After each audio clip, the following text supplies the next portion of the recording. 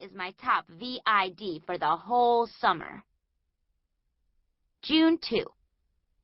Jonique and I are feeling desperate for it to be June 8. For now, we are 2 girls waiting, mostly at my grandparents' house.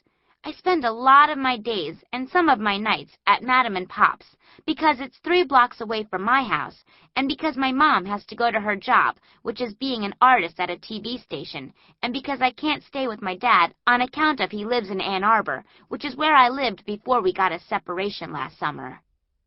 Staying at Madam and Pop's house is A-okay because it's usually a pretty hilarious place to be. My mom, who has the name of Lily, agrees with that because she lived there for her whole childhood with her sisters and brother who are all grown-ups now and live far away. My Aunt Marguerite lives so far away her house is in Japan. Once I asked Pop, "Are you and Madam rich?" And he said, "Rich in kids." My mom and dad are not because I'm the only one they've got, I said.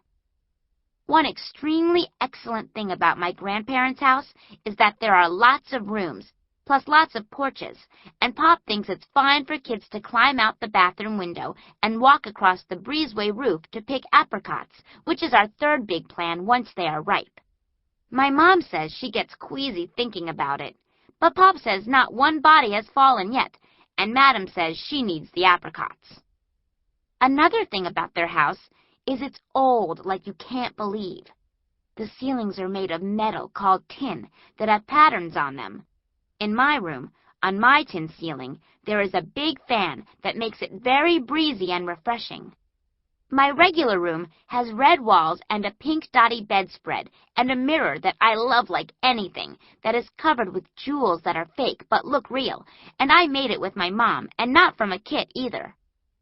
The only not-so-hot thing about staying at my grandparents' is that Madam does not believe in cable TV, even if it's the kind that is appropriate for kids, and she does believe in health, so she is big on soybean foods, which are not the best tasting, but she is also big on desserts, which is pleasing to me and to Jonique.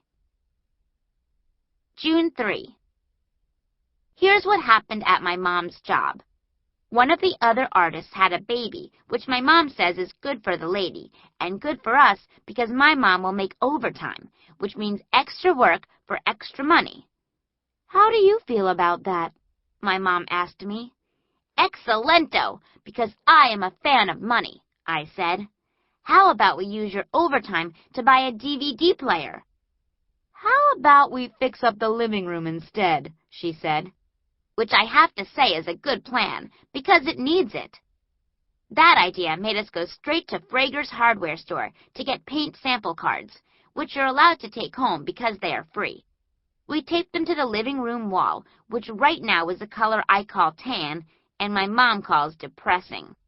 My color cards are Sunset, which is orange, Caribbean, which looks like toothpaste, and lemon meringue, that is so yellow my mom says it's electric, which I say is a big compliment.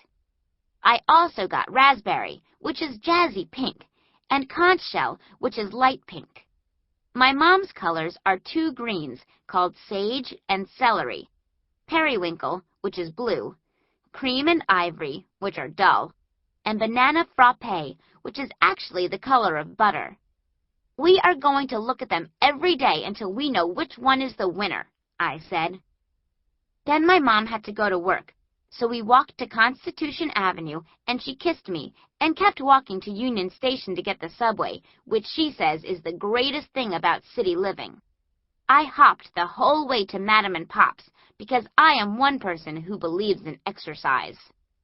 For dinner, we had minestrone soup and cheese sandwiches on bread that's called whole grain and takes a lot of chewing, but Madam says is good on the account of it has fiber. June 4.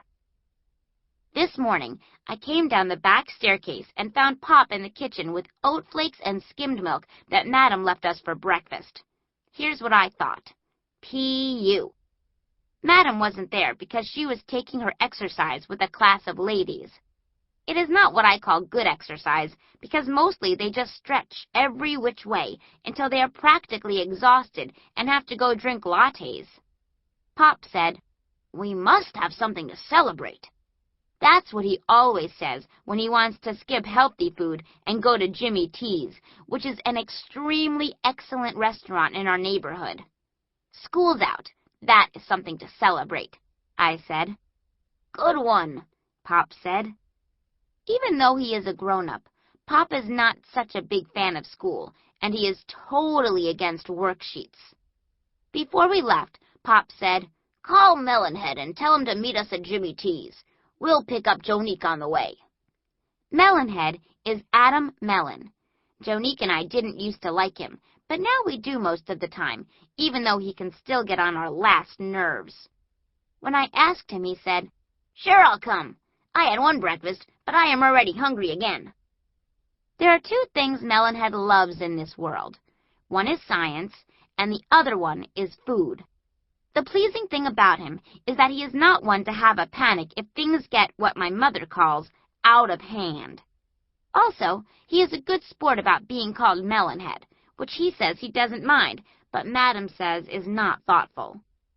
On the walk to Jimmy T's, Jonique asked Pop, "Can we have lemonade for breakfast?"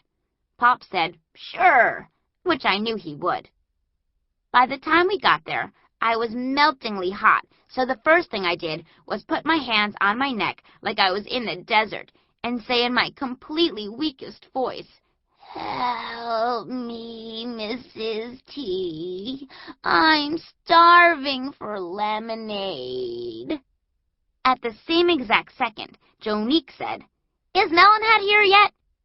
"Sorry, girls, no lemons, no melon," Mrs. T said. Mrs. T is one person who can make you crack up laughing. Right then, Melonhead walked through the door, and Mrs. T said, "Well, it looks like we have melon after all." "Then I'll have a melonade," Pop said, which had us all laughing our lips off. We sat at the counter because Jonique and I are in love with the spinny stools. And when Mrs. T wanted our order, Pop said, "Did Mr. T, who is the cooking one of the T's, make any liver and onions, because that is what Jonique loves to eat for breakfast." "It is not," Jonique said. Then Pop asked, "Do you have mashed turnips and stewed prunes on the menu?" "Yes, turnips, yes, prunes," Mrs. T said. "They're the special of the day, with pickles on the side."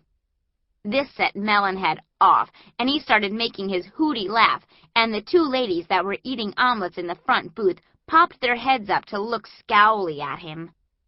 Pop is a good kidder, but I think he makes Jonique nervous when he acts like that in front of the public at Jimmy T's, so I ordered quick to keep him from getting carried away with himself.